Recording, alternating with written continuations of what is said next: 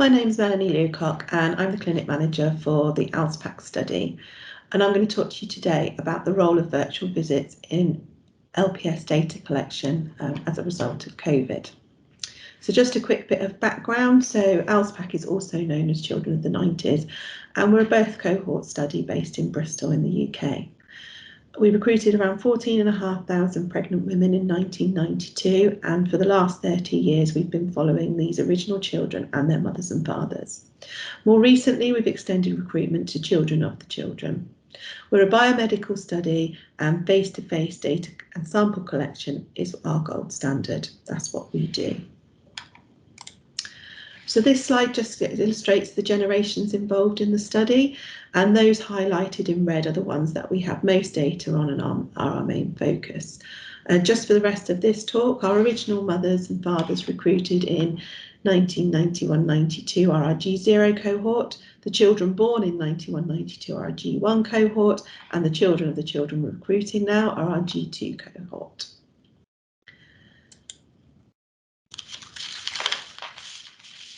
So prior to COVID, we'd just received funding from the MRC and Wellcome Trust to continue our G2 study visits through until 2024. So these have been happening from 2012 and were happening all of the time. We also had a number of sub-studies running, so these are smaller visits with a smaller group of the cohort. And we were planning to develop our @30 protocol to see our main G1 cohort again from September 2020. We're also trying to obtain additional funding for additional measures in that grant, and also to see our G0 cohort if we could.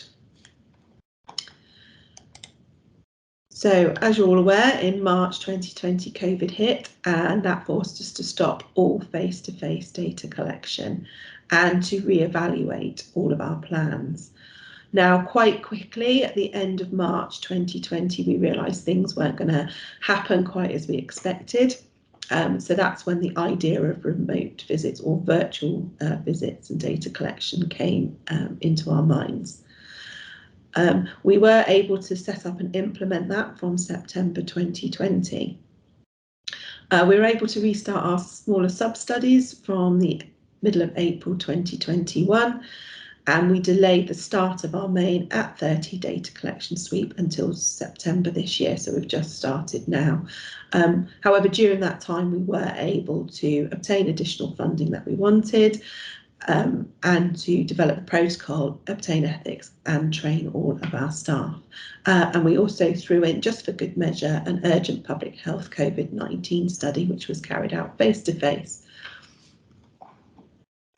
So just to talk to you about the virtual visits themselves. So this table just shows you the measures that we were doing with our G2 cohorts at the time COVID hit.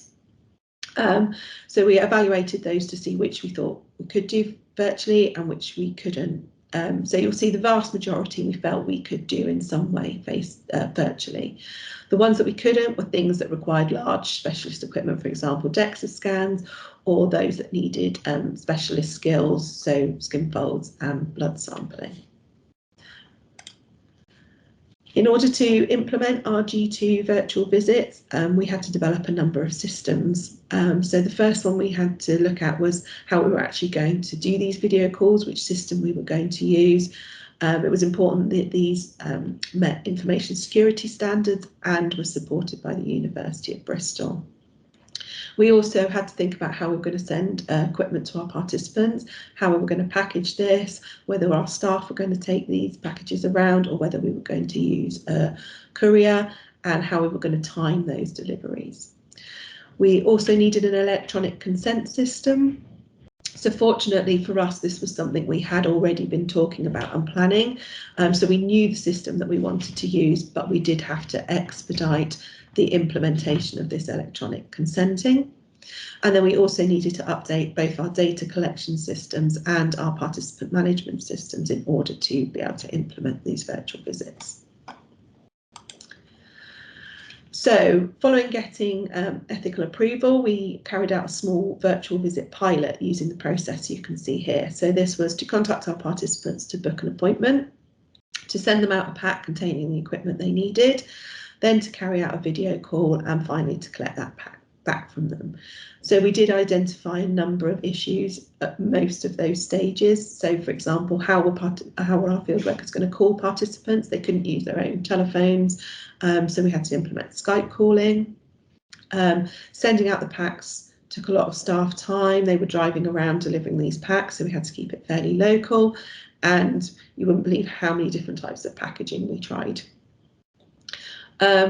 The video calls, the issues we had were compatibility of the operating system that the participant had, but also the staff's ability to deal with any issues during the call, how the participant should position the device, and we also found that sessions were taking too long by the time we'd done consent and measures.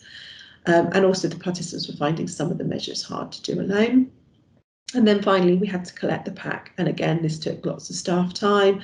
Delays in returning the packs meant that we couldn't send out packs to new appointments, and that we were having to quarantine the packs.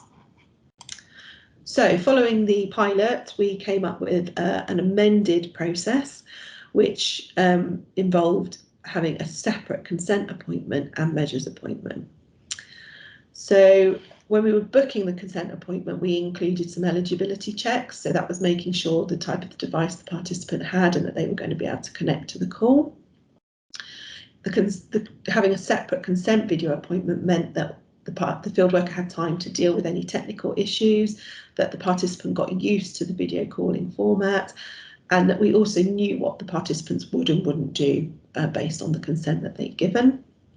So then when we then sent the pack, we were only sending out the equipment that was actually required. And at this point, we also implemented the use of a courier company, which freed up our staff's time, but also widened the area that we could include participants from. For the measures video appointments, we actually advised our participants to have someone with them as possible, particularly for our pregnant mums. We were finding that if their partner could be there, just to position the tape measures and things like that, it helped. And then again, when we were collecting the packs, we were using a courier company. So what have we actually managed to do with our virtual visits? So we've actually completed 256 virtual measures visits. So you can actually double that for each of the consent appointments. So this is actually around 20% of the visits that we had planned to do during this period of lockdown and restrictions. So although it hasn't replaced all of the visits, what it did allow us to do was focus on those sort of really time-sensitive appointments. So when participants are pregnant, when the children are very young, and the kind of data that we couldn't get again at a later date. It also allowed us to obtain consent for linkage to obstetric records, which plugs some of the gaps in missing data, and also allowed us to consent for the collection of birth samples, so we weren't missing those valuable samples. Most importantly, what it's allowed us to do is maintain engagement with our participants. So just a bit of feedback from our participants on these visits. So the vast majority of them had no concerns over confidentiality. They found it really easy to arrange and most found it convenient, and actually no better or worse than a face-to-face appointment. Everyone was satisfied. A small number had difficulty connecting with the call or with the call quality, and a small number had difficulty arranging delivery and collection of the pack. A couple of interesting points is, as we've mentioned, some did find certain measures difficult to do themselves. And although everybody's kind of said that the visit was okay and there was no problems with it, when we asked them if they had a choice, most or over half would prefer a face-to-face visit in the future, although virtual visits came second to home visit. Most of our participants, over 3/4, used a laptop or desktop PC, and that was by far and away the best. Having said that, we did manage to do visits with participants using both tablets and smartphones. We also carried out a small qualitative study. So this was to have a look at how both participants and field workers coped with the virtual visit format. So we audio recorded some consent sessions and some measurement sessions, and these were analysed using conversation analysis. And the outcomes of this were quite positive, so definitely picks up that the approach of our field workers led to an overall positive mood, so that was them appreciating the difficulties the participants were having, things like that. The technical aspects of online form filling were definitely better, where a screen could be shared, where the field worker couldn't see what the participant was doing. It was much harder. Field workers fortunately demonstrated a high level of knowledge about the equipment, and that was really important in being able to orientate participants with the equipment we'd given them. And the value of the field worker being able to see what the participant was doing as they did their measures shouldn't be underestimated. So it was quite common for the field worker to comment on positioning of the tape measure and got the participant to adjust this, or to actually be able to read a measurement for a participant if they came close enough to the screen. So we do appreciate this was a relatively small scale study, and the calls were being made by really experienced field workers, and also the participants in the study were active members of our cohort, so also familiar with what we do.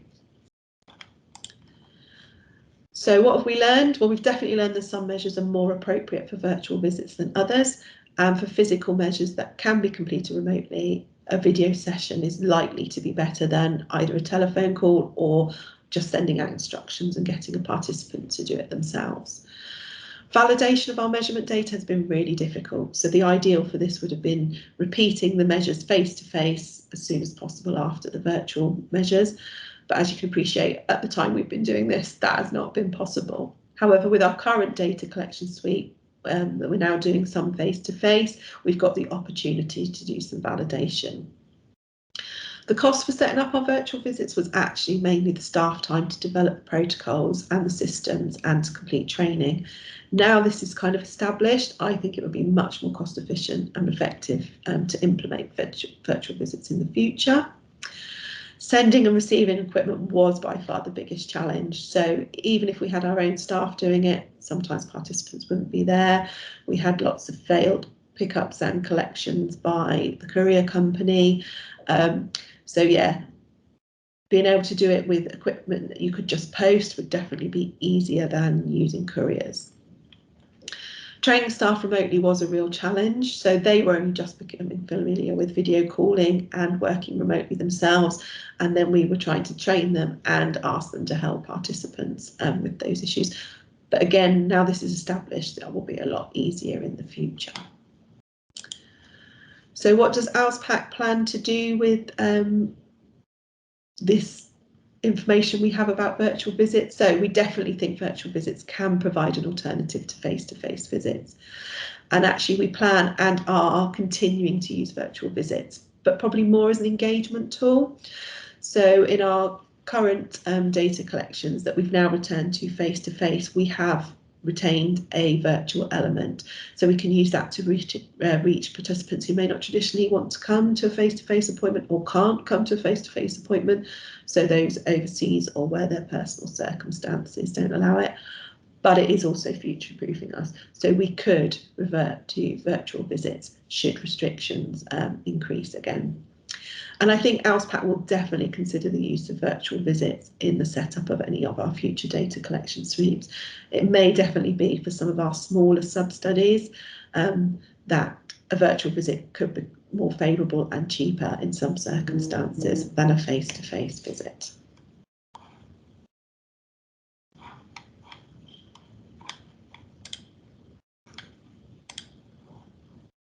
Thank you.